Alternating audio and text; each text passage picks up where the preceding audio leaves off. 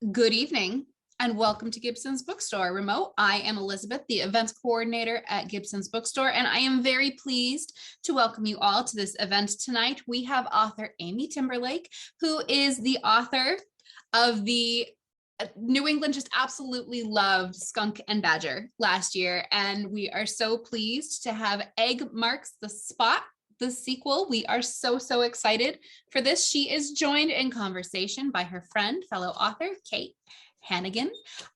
Welcome to the both of you. Thank you. So tonight we're going to talk about rocks. We're going to talk about chickens. We're going to talk about writing and animals, and so excited. Both of these books are available from Gibson's Bookstore. We do have signed book plates as well that we are happy to tuck into your book with your purchase from Gibson's Bookstore.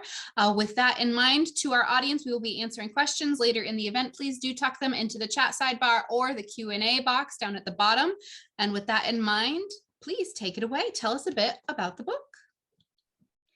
Hi, I'm Amy Timberlake, and this is, oh, I'm getting used to the screen here. Okay, so this is Skunk and Badger. And so what I'm going to basically do is introduce both these books and give a tiny reading of where in Skunk and Badger, Egg Marks the Spot comes from. So Skunk and Badger is the story of a badger who does very important rock work. Here is an illustration from John Clausen of Badger doing important rock work. Badger does this work diligently every day. He is totally focused. It's something he loves and he does with diligence and dedication. And every time he says, focus, focus, focus, he's just trying to focus on his rocks. And then one day there's a knock at his door, rap, rap, rap, rap, rap. And it is this skunk. And Skunk is an unexpected roommate. And unexpected roommates do not usually go well. So there you go. Just imagine somebody coming into your life unexpectedly, moving in. And it does not go well. Skunk and Badger are extremely different. In fact, there definitely was a few times when I thought they are so different, I am not sure they can actually realistically come together. I know they're talking animals, but I am still dealing with realism so in some ways. So I was like, I don't know if they can actually come together, but no spoiler, I think, because there is book 2. They do become friends. Skunk does move in. Please don't knock down my, I'm gonna knock that display down at some point. Anyway, Skunk does move in and there is a second book. Now I'm gonna read from page 54 in the first book, which is where the second book came from. In this scene, Badger is showing Skunk his geological survey maps. Badger told Skunk how he used maps on rock finding expeditions. Skunk gasped. Rock finding expedition? What is that? Badger explained about how he camped out. Under the stars? Interrupted Skunk. Technically, yes, but with a picnic every day? Interrupted Skunk again. I guess I do eat outside. Skunk hopped from one foot to the other. What else? What else? So Badger explained how clues in the landscape led to a particular rock. Skunk slapped his paw on the map, like X marks the spot. Sort of, yes. Then Skunk turned and said, Badger, what are we waiting for? Well, they don't actually have to wait that long because guess what? Egg marks the spot. And egg is a clue that all does not go as planned because it is not an X. But I think I am not going to say anything more about that. I think you should just read from beginning to end. Don't read any reviews. Don't even read the dust jacket. Just read the story from beginning to the end and see what happens. Basically, Badger is wants to leave on a rock finding expedition because he has lost his spider eye agate. It's his letter A rock that belongs on his wall of rocks. His cousin Fisher has taken it and he needs a replacement for that. So he wants to leave, and Skunk wants to leave because he has this problem with a hedgehog who's taking his book review, and he just cannot stand the idea of being in the brownstone another Sunday without his book review. So the two of them are going to go off to Endless Lake and camp on campsite number 5 and see if they can find this agate. And that is where it starts. So there you have it. I think that's a pretty good intro. I think that's a great intro, Amy. It's such a fun read. So I thoroughly enjoy this. And for anybody out there, Amy and I both live in Chicago, and it's been fun to watch Amy's trajectory over the years. I remember the days she was writing One Came Home. So look at that. Look at our Amy. So it's been really fun to get to know these characters. And I remember when she's like, talking animals, I'm doing talking animals. And I was like, awesome, that sounds great. I want to do talking animals. So Amy, talk to us, tell us, reveal to us, there's Ernie and Bert, whatever they are, right? Muppets. Frog and Toad. There are so many wonderful Odd Couple pairings. I remember as a kid watching the Odd Couple.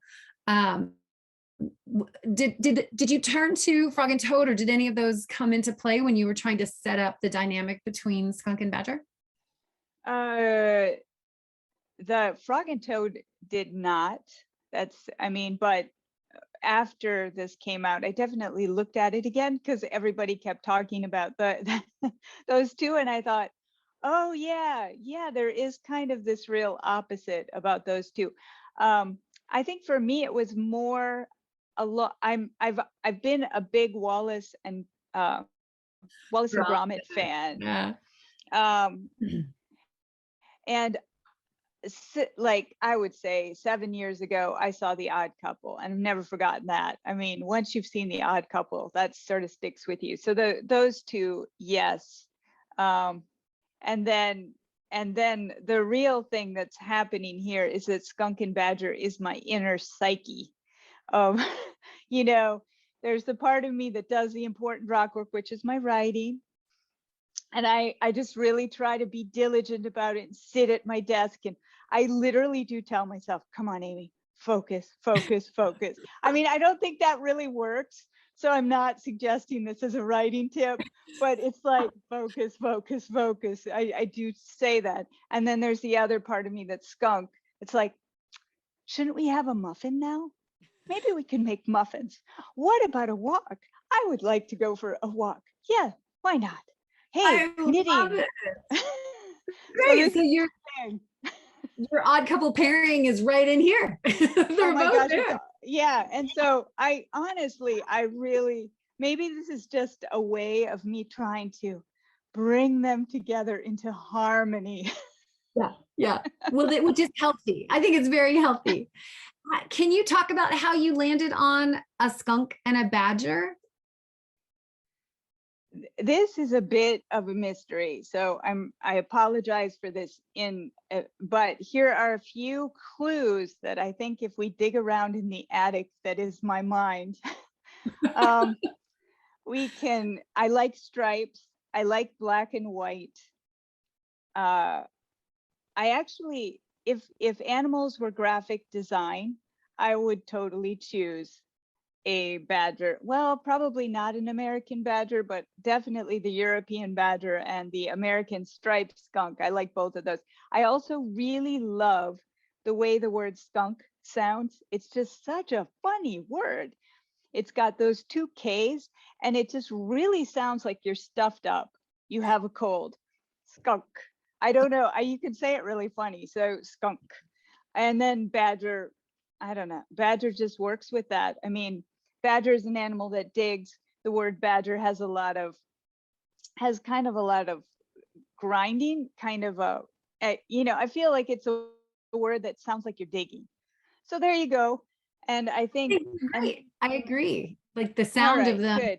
they sound great. Skunk, like you said, there's words that are inherently funny, like banana. Banana is funny. Yeah, exactly. Banana's good. And badger, you can just imagine the way he says it, Yeah. badger. Badger. So I know a little bit about you. I know you're a birder and a nature enthusiast, and that you are often walking along the shores of Lake Michigan here in Chicago. So while I read this, I actually had visions of you in a yellow backpack, tumbling backwards, getting stuck. It's true. So, how much of your, like, I see the nature lover in you come through in your writing. So how much do you think that plays into the storytelling, like your love of nature? Oh, well, a lot. I find that I am definitely drawn, a lot, but not in the way that I always think that it'll come into my writing. It just comes in sort of sideways.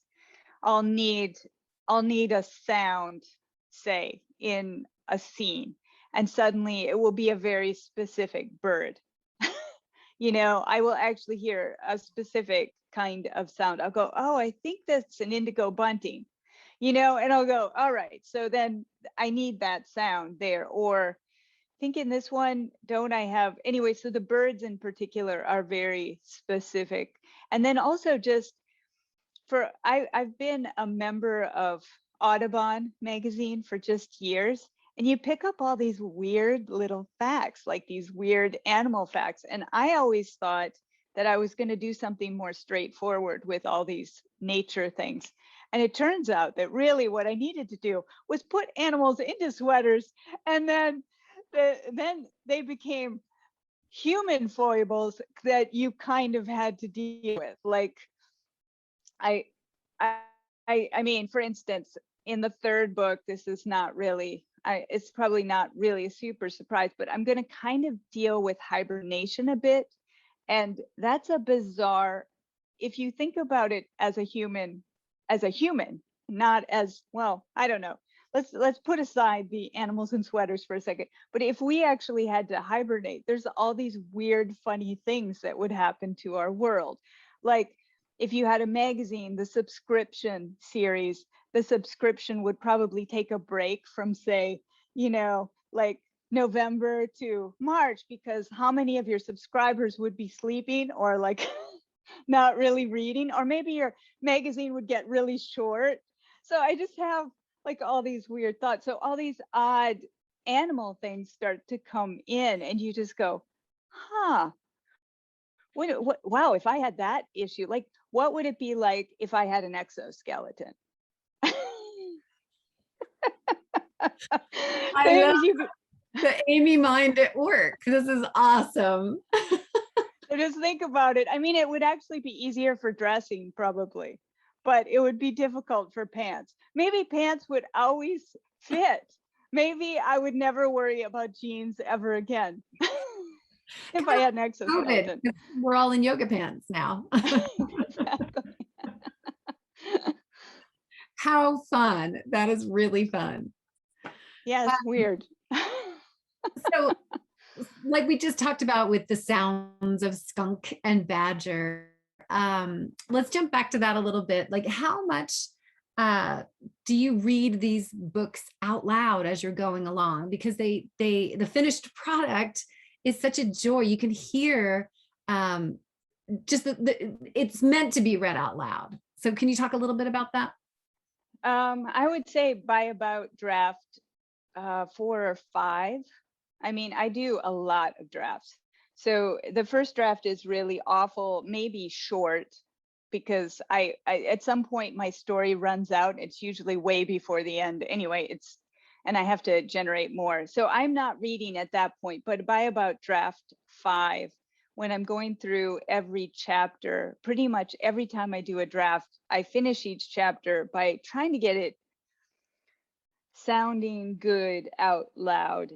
And I actually didn't realize that I did this as much. I think I do it much more than I thought, because in the pandemic, we were in this one bedroom. We still are in the one bedroom, and Phil was in the other room.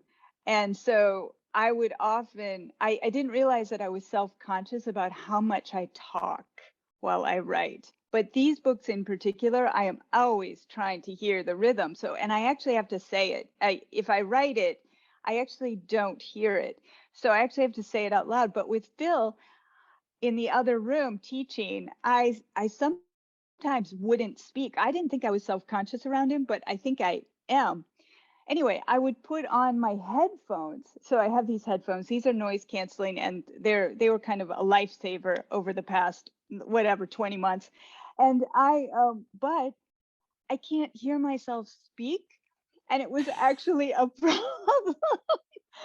It didn't sound right. I mean, I can kind of hear myself speak, but I can't really hear myself speak.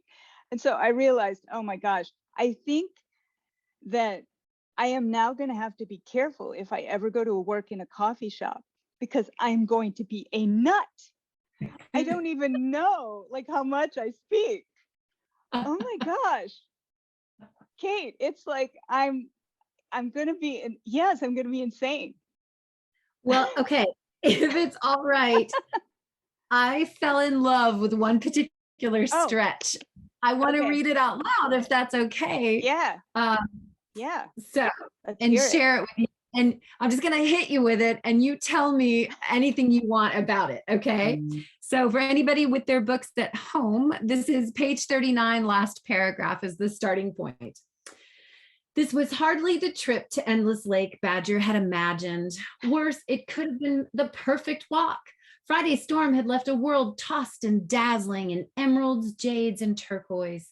The sun shone. Two clouds drifted across a blue sky. Skunk should have been shouting hellos to the goats in that field. And that knotted apple tree, Skunk should have picked an apple. Tannin, tannin, tannin, very puckery, Badger imagined. Skunk saying, I would call it a cider apple. What would you call it, Badger? But none of this happened. What happened was trudged, trudged, trudged. It was like being tracked by a looming cheese. Yeah. Hit me with it. Like, hit us with it. What was it? Like, what's in your mind? Because there's like nice rhythm to your sentences. You have longer sentences, and then you have a couple tight ones, which is just beautiful. And then the sound effects, trudge, trudge, trudge, and the visuals. Yeah, well, I'm just imagining, because Skunk takes way too much stuff on this trip, and he's got this enormous backpack. It's actually made for badgers, but he's a skunk, so he's like half size. Well, maybe a little bigger than half size anyway. And he's got this enormous, but he thinks the big backpack is the best thing ever, because basically, I'm going to give you the secret of Skunk in that moment. He's packing for picnics every day. He's not packing for a camping trip. So anyway, he's carrying this enormous thing. And all I'm thinking about is how someone so joyful, who is usually everywhere, all over the landscape, like, if you're with Skunk, this is like following the bouncing ball when when you go to the movies and they have the slides with the singing and there's a bouncing ball. Well, that's Skunk. He's all over the land. Look at this. Hey, over here. And instead, he's just totally been sort of made into this heavy leaden big yellow backpack. That's all he is. And so I just really wanted to give a sense of what Badger had expected in that scene, and instead he gets this big heavy trudge cheese. It's yellow big thing, and he's way back there a lot of times, Anyway, oh my gosh, that was a miserable trip. He was expecting this thing, and oh my gosh, it just wasn't as fun. But I don't know, Skunk does pretty well. Proud of Skunk in that moment. I laughed out loud when I read that, and I just was like, I love everything about this little scene. So it was very nice. So can we talk a little bit about that writing process? to me, your writing plays out cinematically. Like I can see this little camping trip. I can see these guys in the woods and the things that happen. So you play to the senses really well. We get smells, we get sounds, we get the feeling, the weight of things. Does that engagement with the senses, does that happen? Like, are you just writing down what you're seeing cinematically in your head, or does a lot of that layer in with revision and revision and revision? No, revision. I mean, I've been kind of amazed at how it happens. I'll write a scene and it'll feel pretty flat the first couple of times. And then, I'll figure out the moments that I want to do. And I'm still like writing them. And usually what I have to do is I have to write 5 pages. And there'll be like a few moments where I'll go, oh, that's it. The sound is this. I get it. Okay, trudge, trudge, trudge. And that might just be enough. I'm not sure if that's everything. And then, but I'm thinking that that's it. Okay, so that's the first part.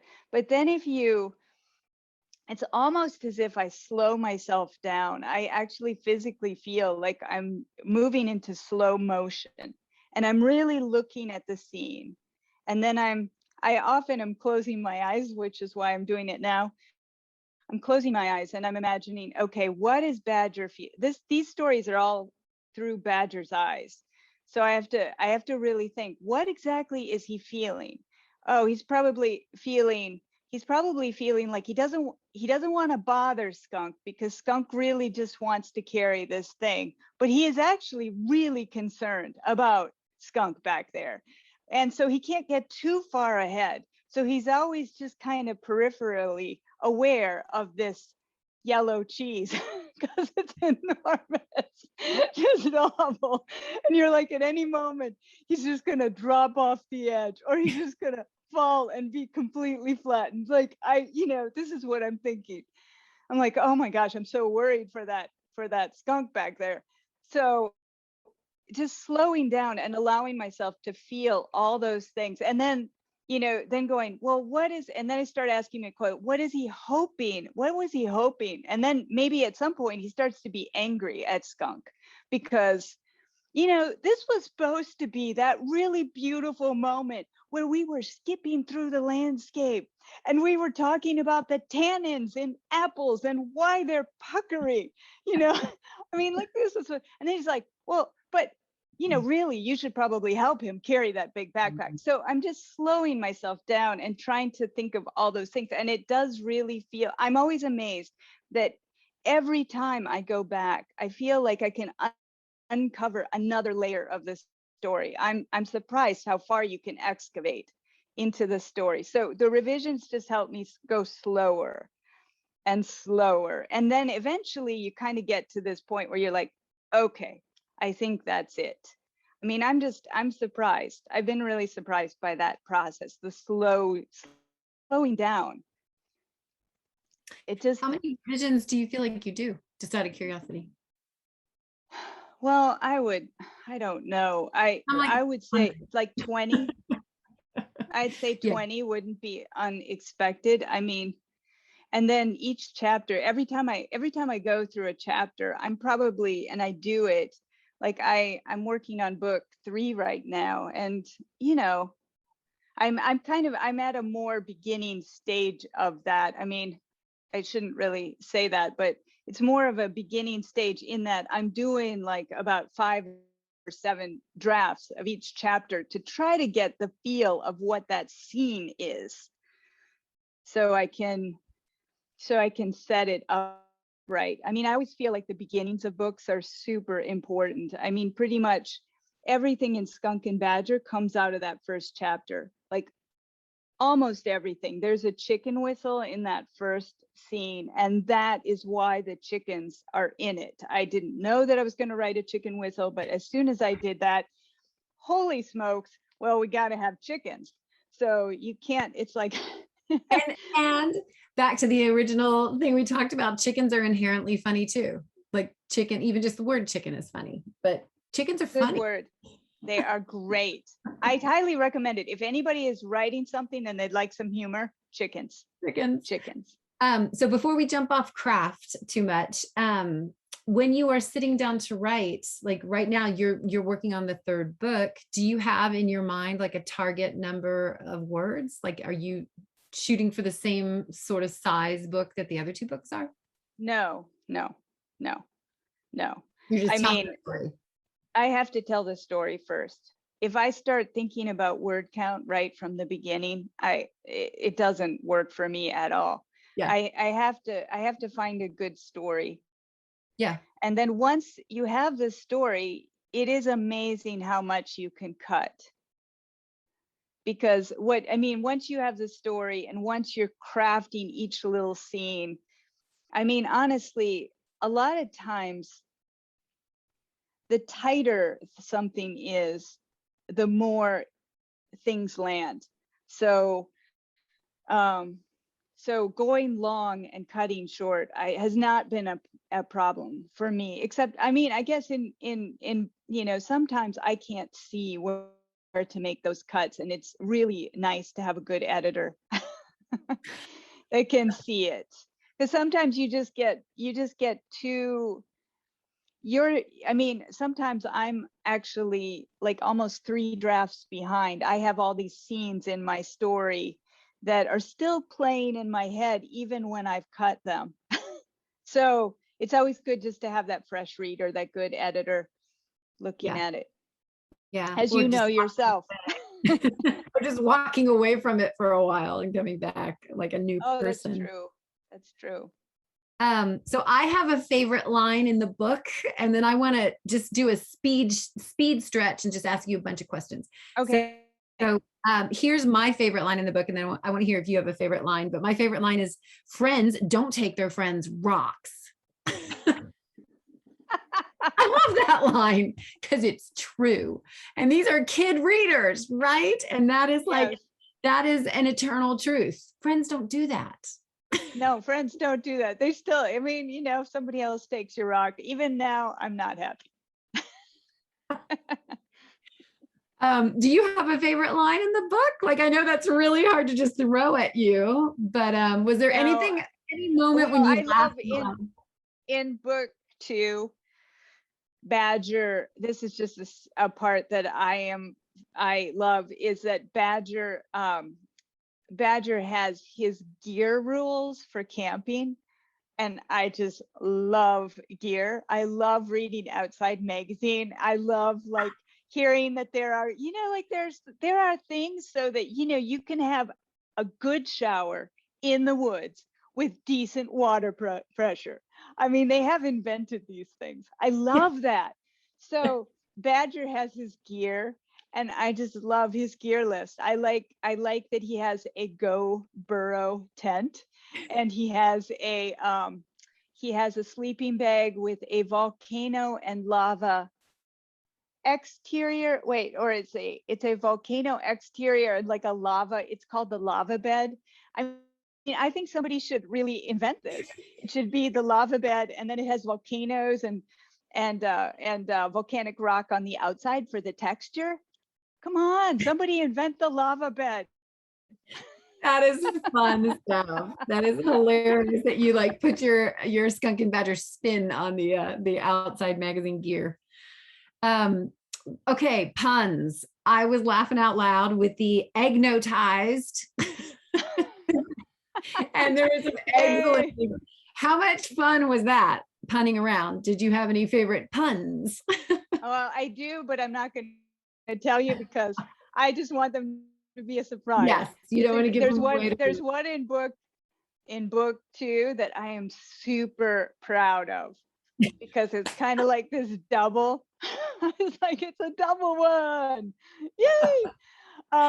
And seriously, I just keep lists. By the way, I keep lists when they occur to me. I have a notepad and a pen, and I just write these, even if they're silly. I go, okay, that's something, I'm writing it down. Truly, I'd heard other writers talk about creating a word bank when they were working on projects. And I thought, oh, well, that's nice. And then I started doing it. And I'm like, oh my God, this is incredibly helpful. So Because, what do they mean? What do they you know, mean when they say, well, the way I think of a word bank is just words that are kind of really great evocative words that have to do with your subject, you know, whatever you're ah, working on. So like right now I'm working on something that has to do with kind of ghosts and the other side, seances and things. And so I've just been collecting anytime I hear somebody talk about the netherworld or Summerland or, you know, some of those things.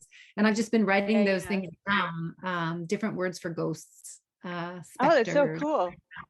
Yeah. So, but Good idea. I mean, with eggs and, you know, these guys, there's a lot of fun you can have. And I think for kids, that's fun to see wordplay and to hear it. Because they can be like, oh, that's a play on eggs. So, all right. Do you have a favorite rock? Agate. Wait, agate. Oh, I have a 6.5 pound agate book. Oh, nice. Yes, and this is an agate. So Badger is searching for the spider eye agate, and there's a spider. There's an an eye agate right here. Can you see those circles? So that is kind of a thing, and I love agates. They're just so beautiful. And let me see if I can get you. Here are some Lake Superior agates. These are gorgeous agates. So, but hopefully you can see how gorgeous They're beautiful. they are. So I just love agates. So that was probably some fun research. Oh yeah. Well, yeah, I mean, those are rocks that you can find. I like rocks that you can actually find. The ones that you gotta dig 6 feet. Come on. I want to pick up these things. I don't know if you ever go to Northern Michigan, but they've got Petoskey Stones, which are the coolest rocks. So explain those. Explain what those are. They're really cool. You got to lick your thumb and then rub it over there to get like the cool pattern. And I used to have one right near me, and I think I took it downstairs, but it looks like just beautiful spots, almost like the spider eye one you showed. It has Spots, and they're kind of geometric, almost like, I don't know, mandalas or something. They're beautiful. They're fossils, aren't they? It's fossils. It's like a fossilized plant. Very good. Your research has paid off. No, that's only because I've been to Dave's Rock Shop. Sorry, what am I doing that? Dave's Rock Shop in Evanston. So anybody who wants to look up a rock shop, there's a really good one in Evanston, Illinois called Dave's, right? It's Dave's Rock Shop. Well, New Hampshire also probably has quite a few rock authorities, I would assume too, right? Yeah. Isn't it the Granite State? Yeah. But also, I know. Actually, I'm gonna look up in my magazine to see if New Hampshire has a show. I bet you they have a show coming up.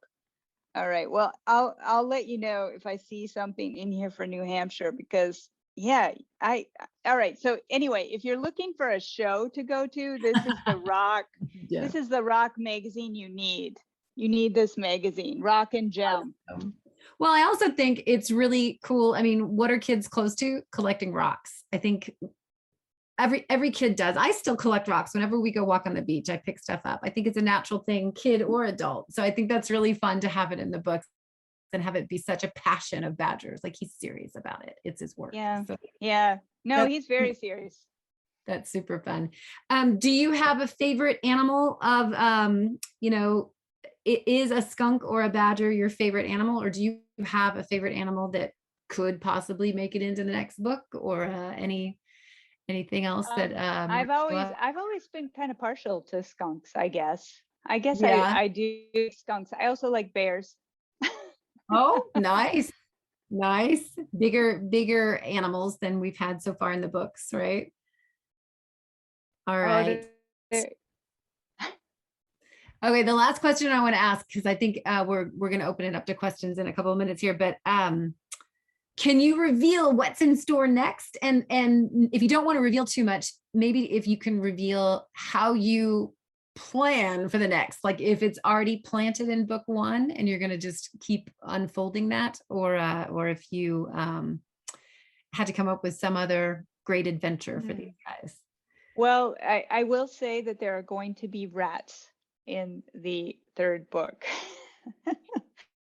So there's that. But I think of the 3 books, because the contract is with Algonquin is for 3 books. And I'm not saying that necessarily the third one is the last one, because I really do like these characters. I actually think I would enjoy doing more. But because the contract was for 3, I think about these 3 as one sort of big novel. And so with breaks. So I have an overarching arc that I want to land at on the 3rd book. And that is something that I'm thinking a lot about. And then the funny thing is that, yes, everything that you start in these books, you have to keep going. And so there is a sort of terrifying element to it. For instance, I was surprised to find out that Rocket Potato was such a huge character. And so there, no fears, Rocket Potato will continue all the way to the end. But I was like, when that potato shot out of the pan in the first book, I had no clue that I had a major character coming into being. But there it is. It's a potato, and apparently it is a major character. What are you going to do? Will we see Fletcher again? Because he was a good bad guy. Oh, Fisher. Yes. Was he a good bad guy? I mean, I feel like he was a good bad guy. Is he going to make it? That's something that we're just going to have to hold out on. Mm-hmm. But he's a bad guy, and he's still in the world. So he's out there. I don't know. Yeah, Fisher is right. In case you're wondering, Fisher is right there on the edge of the book. Oh, wow. Yeah. See, look what John did. Okay, I always show this because it's so fun. But the boards have the whole picture on them, and this is them at their camping adventure. And Skunk is looking up, and what John has done here is put Fisher right behind that tree with his fedora. Mm-hmm. Yeah. So anyway. Nice. Okay, and last thing, let's talk about the collaboration with the art, because these pictures are a hoot. So how does that work? Like, you wrote it and then he just interpreted these guys? Did you guys go back and forth at all, or is this just the mind of John Klassen at work? This is the mind of John Klassen at work. I mean, there are a few moments where they'll ask me what I think, or actually John won't. It will be Elise Howard, my editor. So I guess the way that it goes is John talks to Laura, who's the art director. Laura talks to Elise. Elise talks to me, or Elise talks to Laura and John. I think Elise does talk to John, though I am unclear on how it works. Yeah. All that happens is I suddenly will get an email from Elise saying, "So we are wondering," like, I don't know who all the we is. Yes.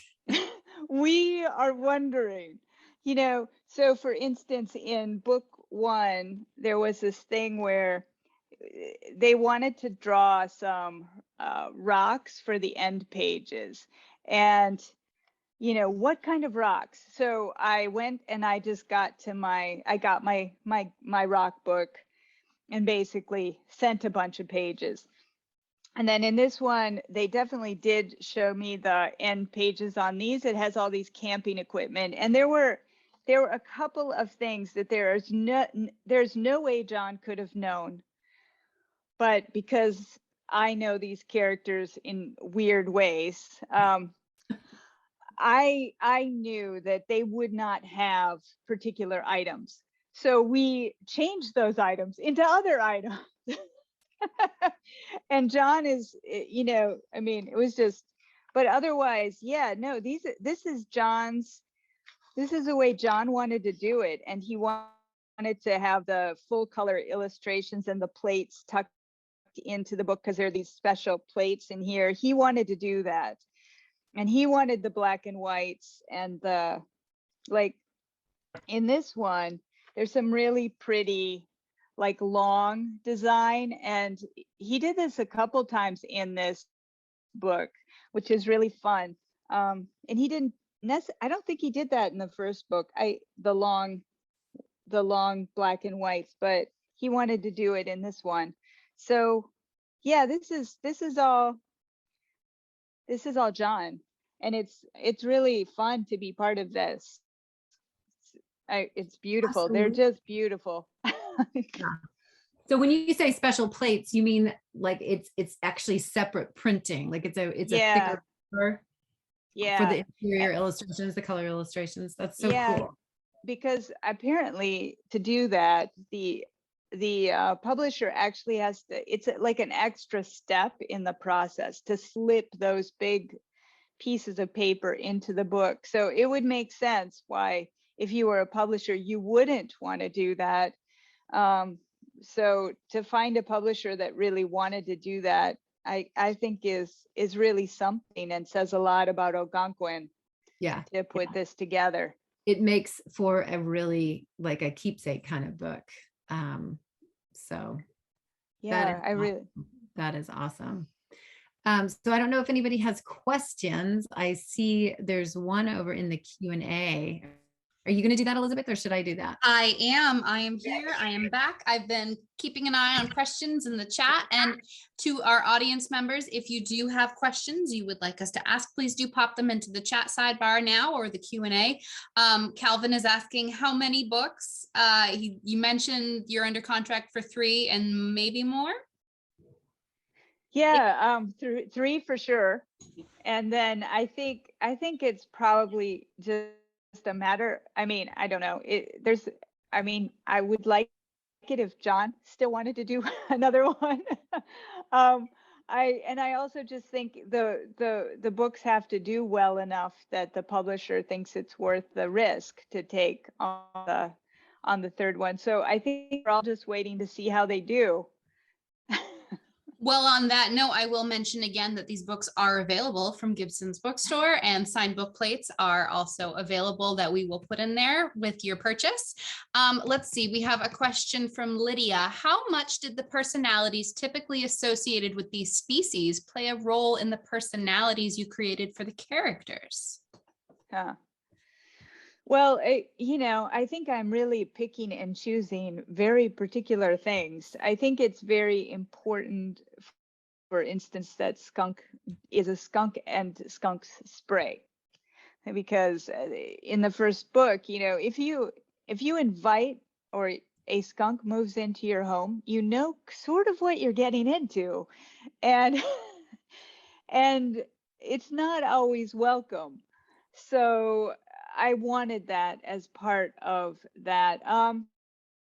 It's interesting when they come in. I don't always know when specifically the situation, when the animal specifics come in. Like for instance, the size difference between badger and skunk. They're different size animals, and I have to sort of think about that a lot.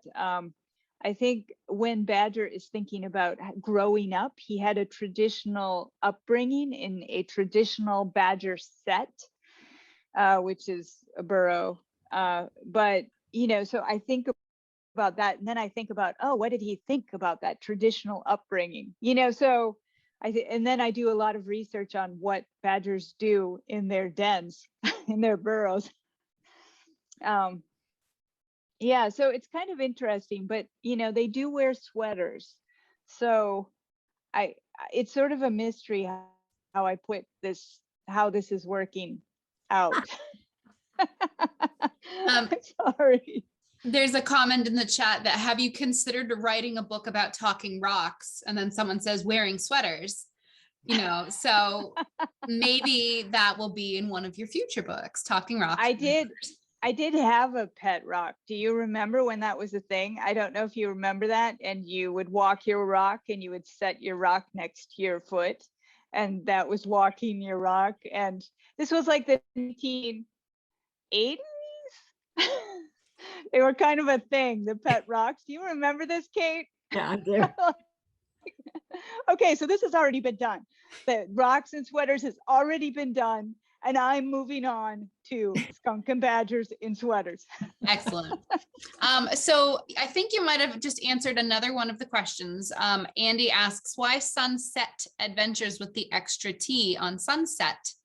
And you mentioned that badger dens are called sets.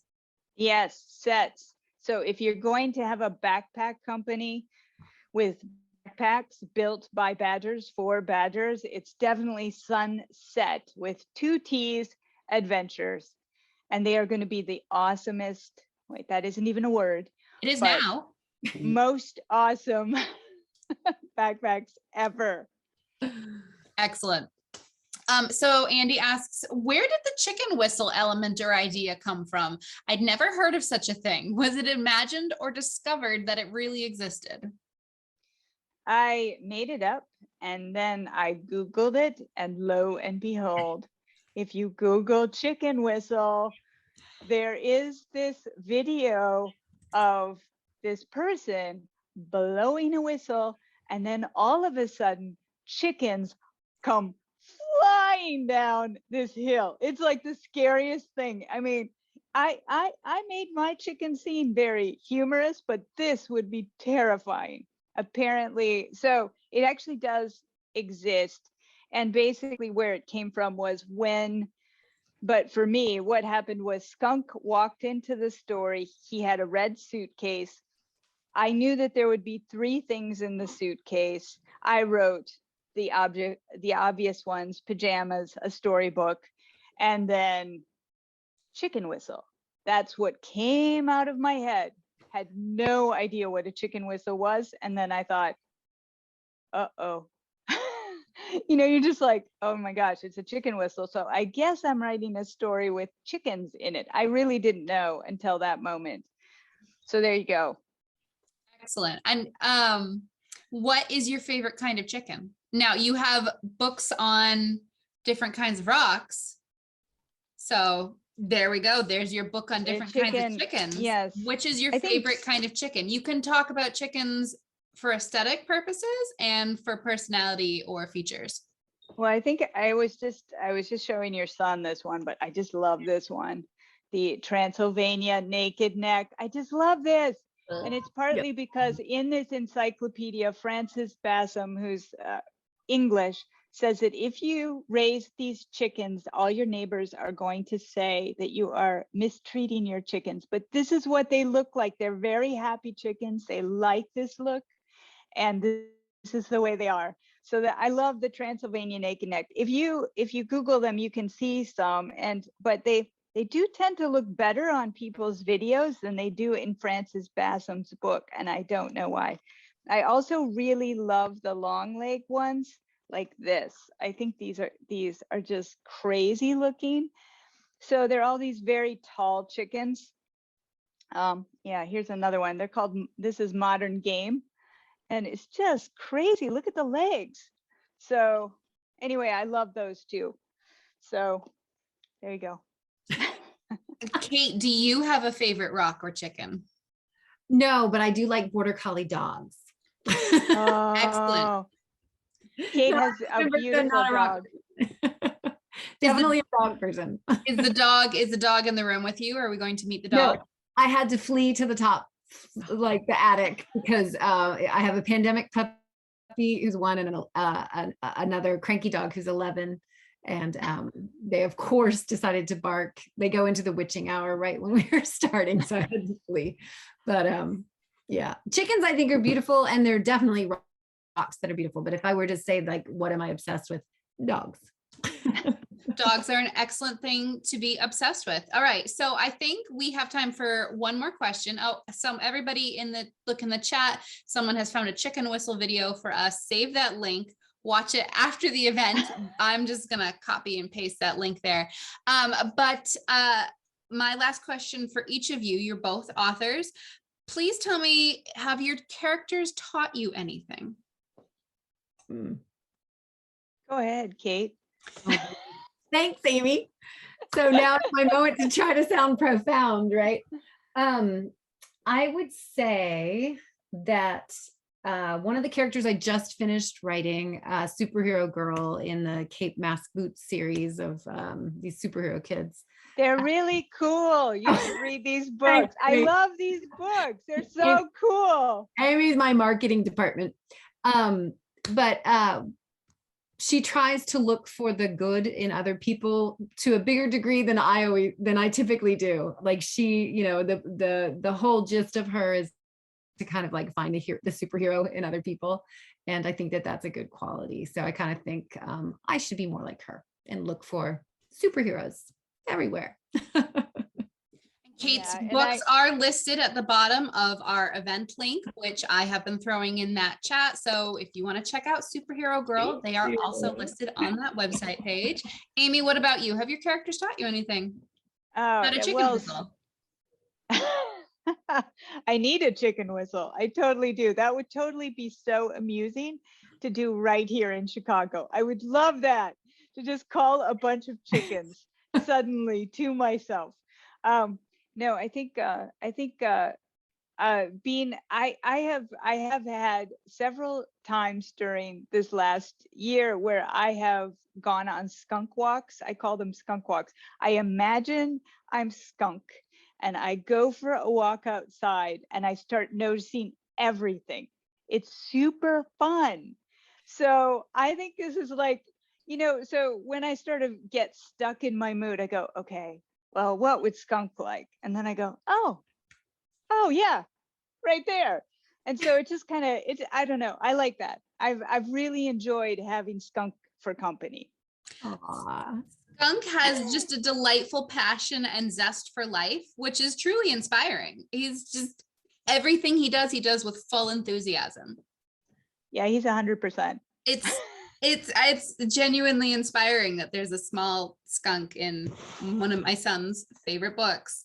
That he's just like, let's go look at apples, let's go look at rocks. And you're just like, we should all aspire to live our lives with such passion as Skunk.